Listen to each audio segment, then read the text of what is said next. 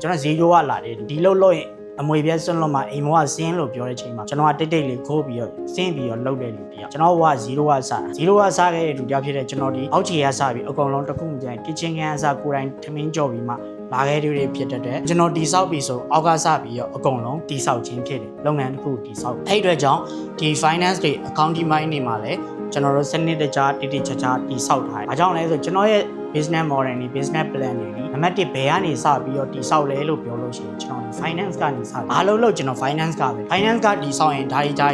လုံးဝမလွတ် finance point of view ကကင်ထားတဲ့ကျန်တဲ့ຢာတွေခုမှမလွတ်စေရလွတ်ရင်တိဘာဖြစ်ဖြစ်လွတ်ရင်တိငွေမသုံးနိုင်လဲပျော်အောင်မှာမဟုတ်ဆိုတာတိသုံးတိုင်းလဲစိတ်ညစ်စရာမဟုတ်ဘူးဆိုတာ finance ကိုကင်အဲအောင် finance တွေ accounting တွေကကြောက်စရာမလိုဘူးတကယ်တမ်းကကျွန်တော်တို့ဒီကဏ္ဍတွေကိုသွားမမြင်အဲ့ကဏ္ဍတွေဒီ accountant တွေ CA တွေကင်တဲ့ကဏ္ဍတွေကျွန်တော်တို့ကကဏ္ဍတွေအရန်ကြီးမကြောက်ကဏ္ဍတွေကိုကြည့်ဖို့မဟုတ်ကျွန်တော်တို့ဒီတက်ဖို့ပဲ